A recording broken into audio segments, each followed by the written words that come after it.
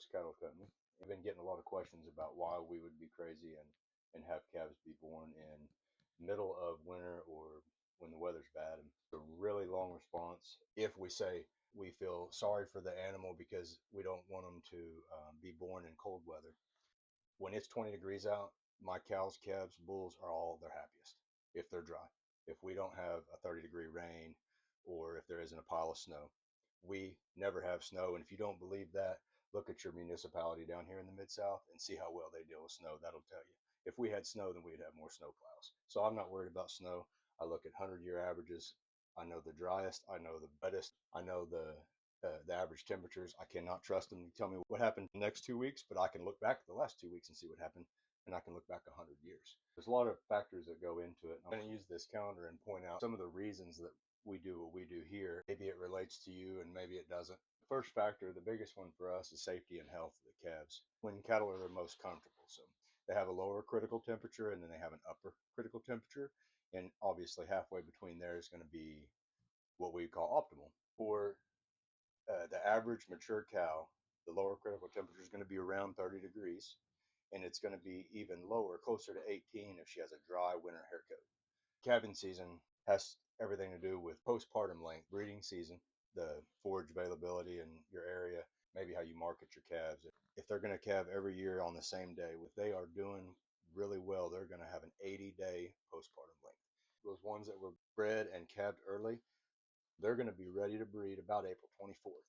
During April, let's talk about our thermal neutral zone again. If the bull's going to get out and work, we don't want to get too far out of their thermal neutral zone on the upper side, not just the lower side.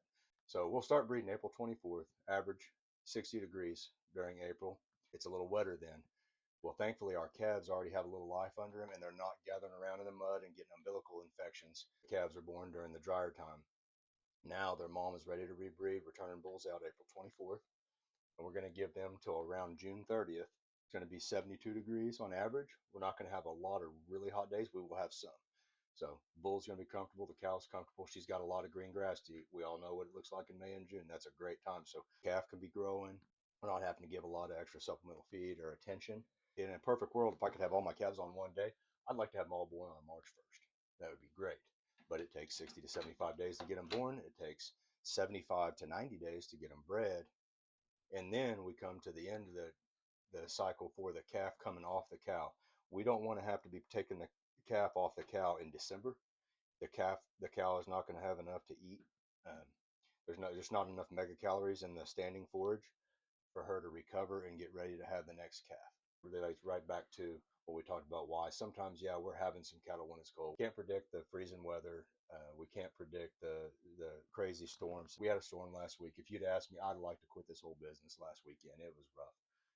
We had zero death loss. We barely have a calf get uncomfortable. It's hard not to brag. My sons and daughter-in-law looked after, I think we had 50 some calves born during the week of that deal, and it sounds like a lot, but it's a low percentage. It's our early fringe, and of our early fringe, we have about 104% success rate because we actually have some twins out here running around that were born in it. Real minimal trouble for us after it's over, but don't ask us while it's happening because we will probably not want to talk about it. That's why I'm making this video now while I'm nice and warm. It's 53 degrees out. Everything's thawed. I did not want to do this when it was the middle of that storm. I probably would have said a lot of bad words. If there's any questions, feel free to send a message. And if you have something to teach me, I would love that. Send Alyssa a message on whatever platform this is, and she will probably make me stand here and talk to you again another day.